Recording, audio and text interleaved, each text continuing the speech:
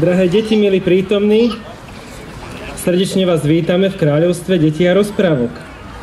Aj daný prešťastný rok sme sa rozhodli byť veľkorysí. Opäť sme si pre všetky odvážne súťaživé deti pripravili veľa prekvapení za hrst pokladnice zábavy.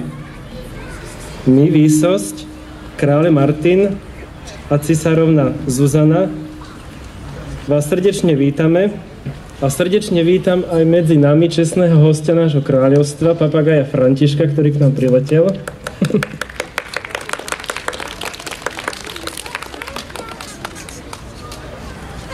Naše tajomné bytosti si pre vás pripravili bohatý program, dobrú náladu a samozrejme aj odmeny súťaže. Dnešný veľkolepý kráľovský deň sme pozvali na náš dvor a jeho mnohých hostí. O 13:30 vystupujú, alebo teda hrajú kráľovský turné futbalisti. Bytosti z lesa rozprávok vás čakajú o 14:30 na svojich stanovištiach. O 15:15 vystúpi divadelko Poprepletko a o 16:00 hodine začne koncert skupiny Shop. Zrejme dobre čítam. A naša kráľovská dobrota, nepoznajúc hraníc, rozhodli sme sa vyhlásiť veľkolepú akciu platnú od tejto chvíle až do 18:00 hodiny dnešného slávneho dňa.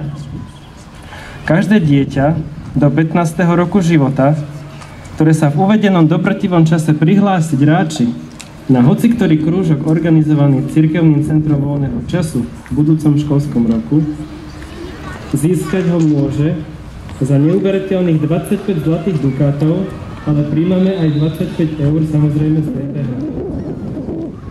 Zapisovať sa môžete v kráľovskej kancelárii u pisárky Anny.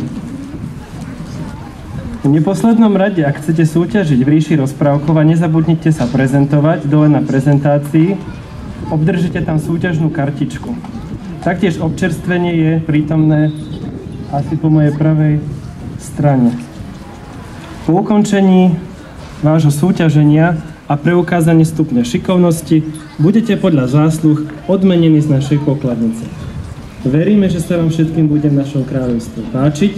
Ešte raz prajeme veľa krásnych zážitkov, pekných chvíľ, veľa úsmevu a oceán radosti.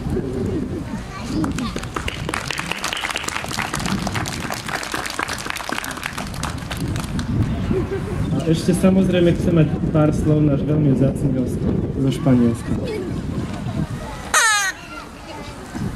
Ja vás srdečne všetkých pozdravujem. Ahojte, deti. Niektorí sa poznáme, ja som papagaj František, teší ma. Som rád, že ste prišli, prajem vám krásny deň a bavte sa dobre. Ahojte.